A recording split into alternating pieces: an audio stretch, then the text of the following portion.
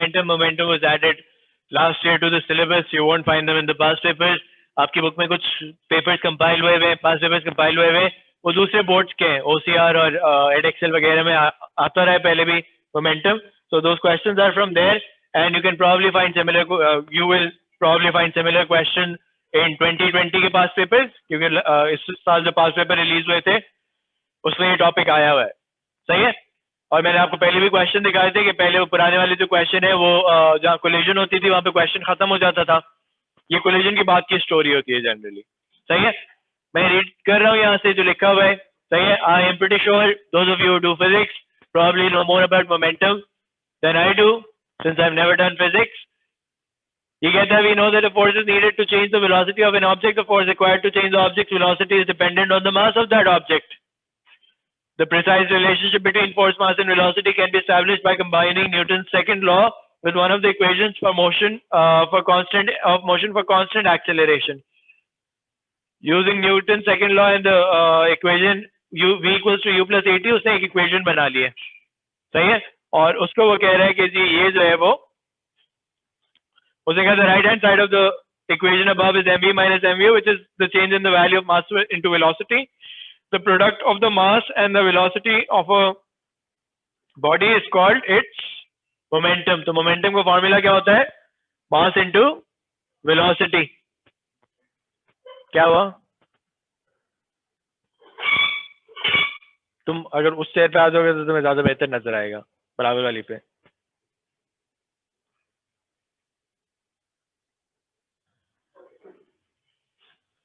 Okay. सो momentum कहते हैं mass into velocity को. mv फॉर्मूला होता है उसका. Since momentum is a scalar multiple, उसके यूनिट्स उसने कहा हुआ है कि दैट इज न्यूटन सेकंड्स होता है. सही है. मोमेंटम का जो यूनिट होता है वो न्यूटन सेकंड्स होता है. तो कहीं न्यूटन सेकंड्स लिखा हुआ है, that means I'm talking about momentum. सही है. The topic is okay. पहले ही देख लेते हैं.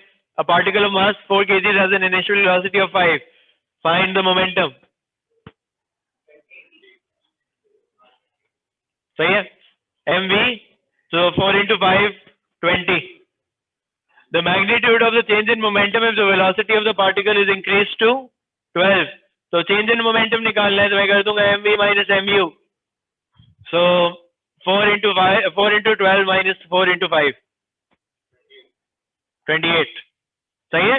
Newton seconds. सिंपल सी बात है.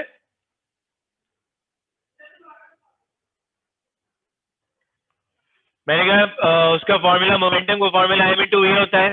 सो m into v कर दिया मैंने पहले पार्ट में. सेकंड पार्ट में उसने चेंज इन मोमेंटम पूछा है. तो एक फाइनल वेलोसिटी, एक इनिशियल वेलोसिटी, एक फाइनल मोमेंटम निकाल लिया, एक इनिशियल मोमेंटम निकाल लिया, तो चेंज इन मोमेंटम पता चल गया. Particle of mass 2.5 kg has an initial velocity of 3. Find the magnitude of the change in momentum of the particle if the final speed of the particle is 5 with the direction of motion unchanged. सही है. अभी direction of motion की मैं बात करता हूँ in a bit. Just give me a moment. Part A पहले आपसे डिस्कस कर लूं. तो मैं कह सकता हूँ कि इनिशियल मोमेंटम जो है वो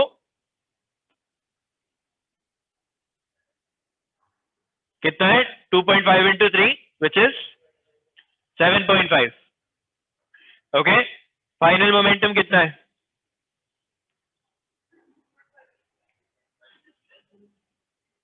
2.5 into 5 तो 12.5. चेंज कितना आया?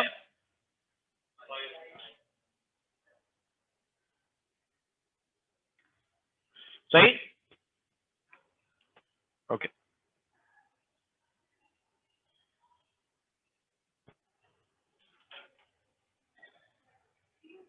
This is a box. I don't know. Okay.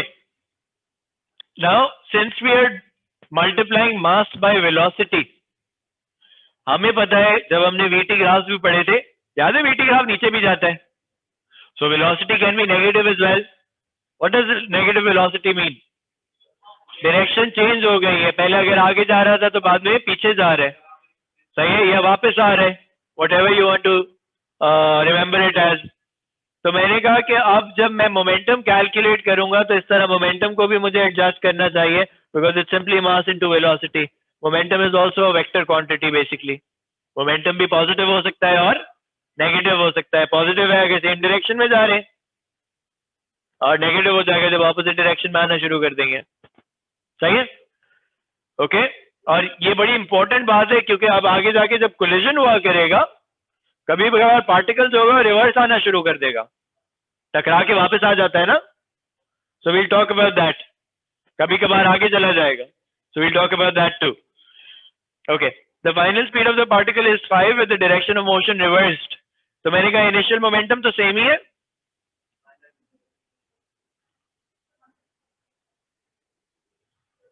Initial momentum is 7.5, final कितना है -12.5। तो चेंज कितना आया?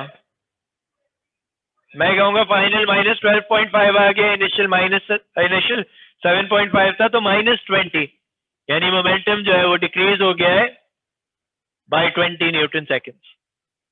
Okay, clear? So considering the sign of speed is very important when you are solving momentum questions. Change में फिर हाँ मैं I would put a positive sign absolute change की अगर मैं बात कर रहा हूँ तो I'm just, मैंने यहाँ पे इसलिए लिखा है I'm just telling you कि आप पॉजिटिव मोमेंटम से नेगेटिव पे चले गए बहुत ज्यादा। ओके, इसलिए मैंने माइनस का साइन लिखा हुआ है, माइनस साइन इसीलिए यहाँ पे लगा दिया ना। ओके, -5 के साथ लगा दिया। क्या change is final minus initial, right? वो माइनस उसी का है।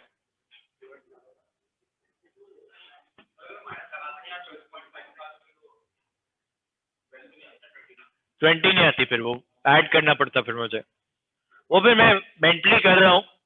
आई know that if I have gone from positive 7.5 to negative -12.5 तो चेंज जो है वो 20 का है। सही है,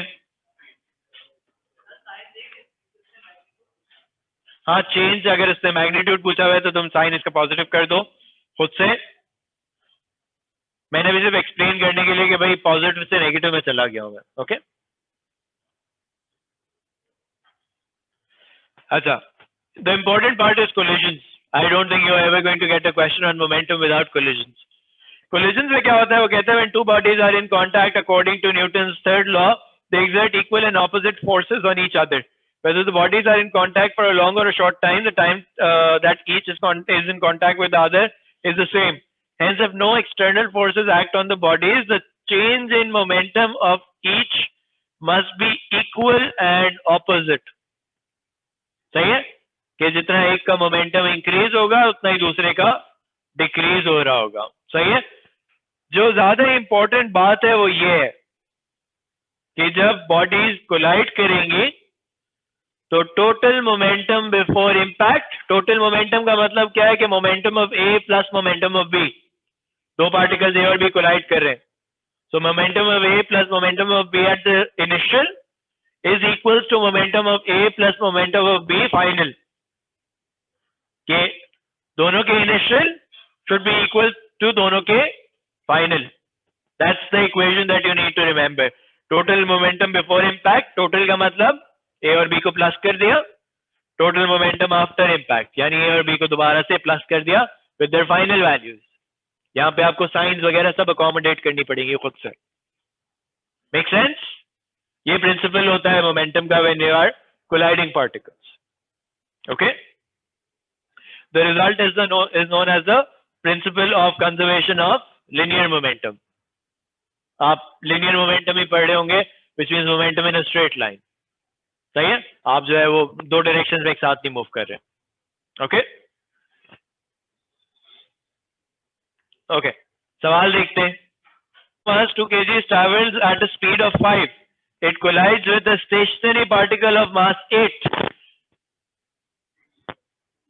And U5, एक का mass 2, एक का mass 8. उसने कहा कि after the impact, the 2 kg mass has a speed of 3 and its direction of motion is reversed. तो उसकी U5 थी और उसकी V जो हो गई वो -3 हो गई, इसका मास तो 2 ही रहेगा, मास तो 2 ही रहेगा, स्पीड जो हो गई वो रिवर्स हो गई।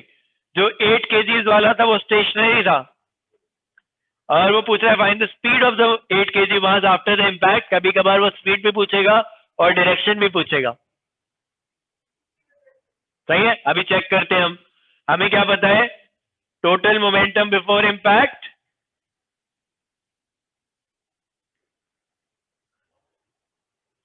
equals to total momentum after. So 2 into 5 plus 8 into 0 plus 5 equals to 5 into minus 3 plus 8 into v. Does that make sense? मैं तुम्हें जहन क्या कहा था? Sorry, 2 into minus 3. सही है? 10 equals to minus 6 plus 8v. v equals to 2. मैं आपसे पूछता है किस डायरेक्शन में जा रहा है? आगे ही जा रहे हैं, जहां पहले जो है वो पहला पार्टिकल जा रहा था। अब right now the particles are then moving in opposite directions. After the collision, particles are moving in opposite directions के 2 kg वाला दोबारा पीछे जाने लगा है, लेकिन 8 kg वाला आगे जा रहा है। एक मिनट, पहले एक एक करके। क्वेश्चन में कभी कभार पूछेगा, इसलिए बता रहा हूँ। हाँ, कि आप दोनों साथ मूव कर रहे हैं या अलग अलग डायरेक्शन में? अगर इसकी हमजा स्पीड -3 हो गई है और इसकी 2 है, तो ये वाला ये पीछे जा रहा होगा, ये आगे जा रहा होगा ना। हाँ सही है। अगर मैं तुम्हें ड्रॉ करके दिखाऊं तो ये 2 kgs वाला था और ये 8 kgs वाला है, तो इम्पैक्ट होने के बाद जो है वो रिवर्स होके ये दोबारा पीछे जाने लगा और ये आगे जाने लगा। सही है, ये 2 और ये 8। वो हाँ टकरा के वापस, हाँ यू राइट कि वो 2 kgs वाला दोबारा अपनी पोजीशन पे जाने लगा है। सही है, और 8 kgs वाला स्टेशनरी था, वो आगे जाना शुरू कर दिया उसने। सही है, वो स्टेशनरी था ना। सही है जी, you right, that happens in snooker. सही है, and there are various ways of hitting the ball so that the other balls remain stationary. और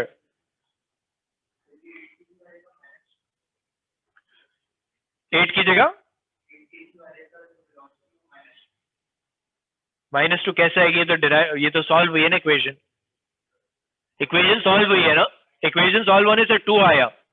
मैं कह रहा हूँ 2 से मुझे ये पता चला कि ये आगे जा रहा है। मैं खुद से माइनस नहीं लगा रहा, इक्वेशन जो कह रही है मैं वही साइन ले रहा हूँ। सही है, कभी कभार खुद से -2 भी आएगा तो तुम कहोगे कि भाई अब दोनों साथ जा रहे हैं, अभी आगे होगा। Just give it a moment, the question is going to come up. Two particles A and B of mass 2 kgs and 3 kgs respectively are moving towards each other in the same straight line with speeds u and 2u respectively. तो मैंने कहा कि एक का मास 2 है, एक की speed जो है वो u है, एक का मास 3 है, उसकी स्पीड जो है वो 2u है। The two particles collide and coalesce. Coalesce का क्या मतलब होता है? कंबाइन हो जाते हैं।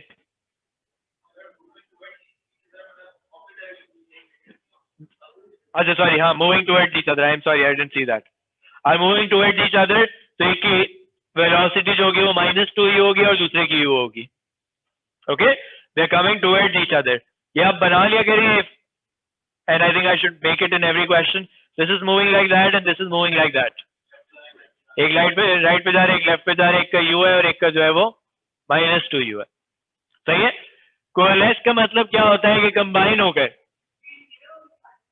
अभी देखते हैं, एक मिनट। सही है, हम डिराइव करेंगे स्पीड को। कोलेस करने से क्या होता है कि वो कंबाइन हो गए, यानी उनके मासेस जो हो जाएंगे वो कंबाइन हो जाएंगे। And instead of now having 2 particles you just have 1 particle, but the principle of conservation of momentum will still hold. I will still talk about momentum before impact. Momentum after impact के बराबर होगा, एक में 2 particle आ रहे होंगे, एक में 1 particle. बोलो कोलेस वाली बात। मास 1 हो जाएगा, कंबाइन हो गए ना पार्टिकल्स, तो अब जो कंबाइंड मास होगा वो 5 kgs हो जाएगा। सही है, अभी मैं इसको क्वेश्चन में अप्लाई करता हूं, फिर मुझे बताना समझ आया या नहीं।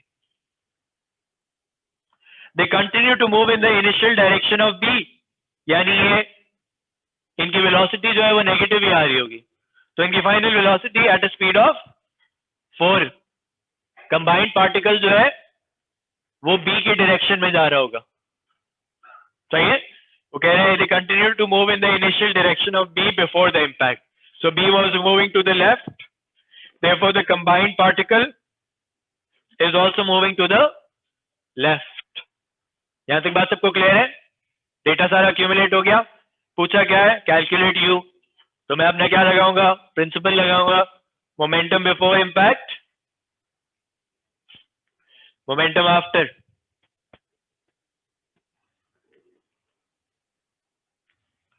Momentum before 2u plus 3 times minus 2u equals to combined weight कितना है? 5 into minus 4. सही है? मैंने कहा था ना साइंस बड़ी इंपॉर्टेंट है, सही है? Okay,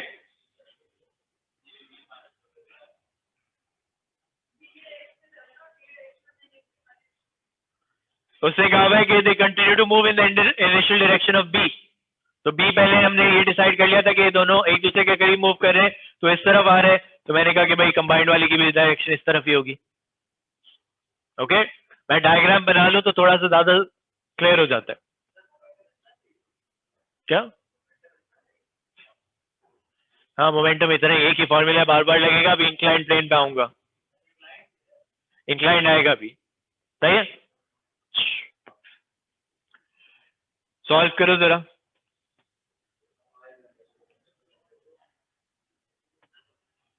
five over 2, 2.5. Oh, sorry. Okay.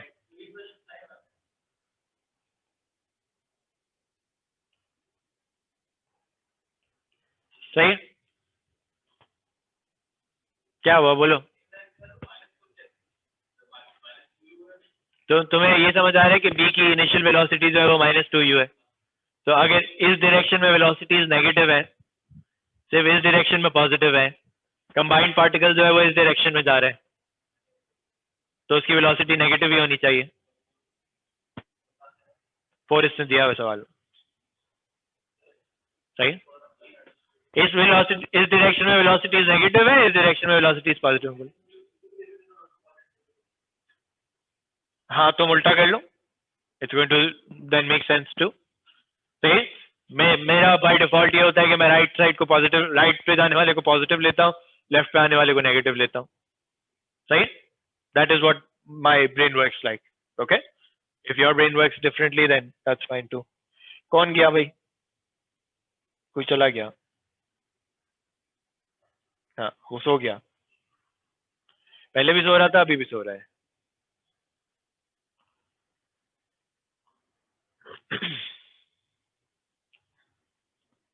सही है. प्रैक्टिकल एप्लीकेशन क्या होगी? एक्सीडेंट्स हो रहे हैं, सही है. एक्सीडेंट में क्या हो रहा है भाई कि कहाँ मूव करेगा? वासिफ अपना किबला दुरुस्त करें. Thank you. A lorry of mass 3 tons is moving at a constant speed of 4. 3 tons. क्या लिखूं? 3000 kgs लिख दूं? सारे tons है? So as long as everything is in tons, I can do that too. सही है?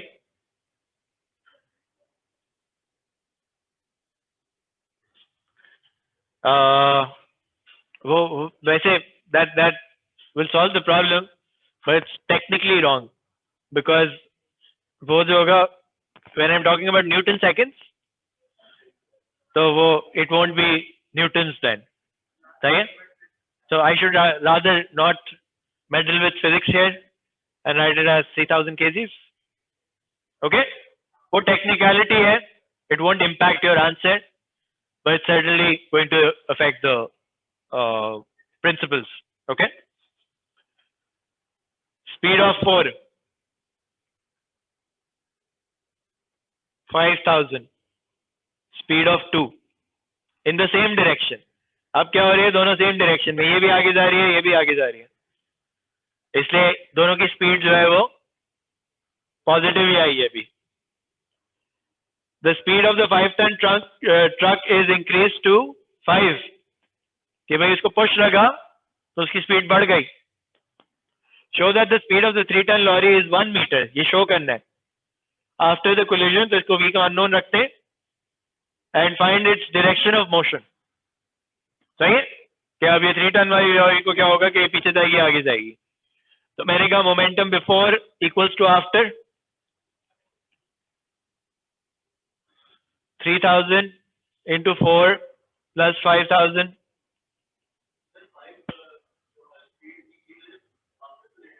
हाँ after collision, is increase to, increase का मतलब सेम डायरेक्शन में इंक्रीज हो रही होगी ना। ये यूं जा रहा था तो उसको धक्का लगा तो और तेज जाने लगा।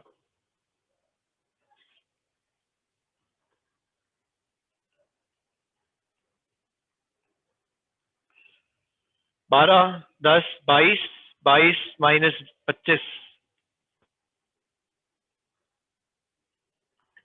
बातें खत्म नहीं हो रही है। v इक्वल्स टू -1, तो ये प्रूव हो गया कि 1 हो गई है इसकी स्पीड। किस डायरेक्शन में? ऑपोजिट डायरेक्शन में, सही है, opposite to the initial direction.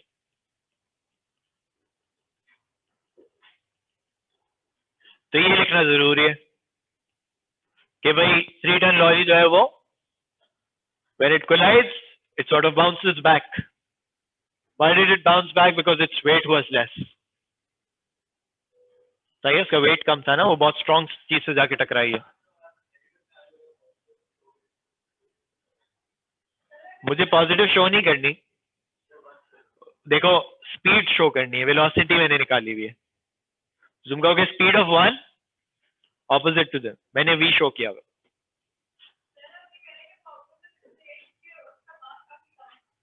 Yes, that should be, then you would have had a different answer. वो कैलकुलेशंस पे डिपेंड करता है ना, मैं बता नहीं सकता आपको। अगर करनी है वो चीज कैलकुलेट तो आप इसको 4000 रख के देखिए क्या होता है। सही है, I am sure something will change and I am certainly sure that there will be a certain mask for which it might become stationary.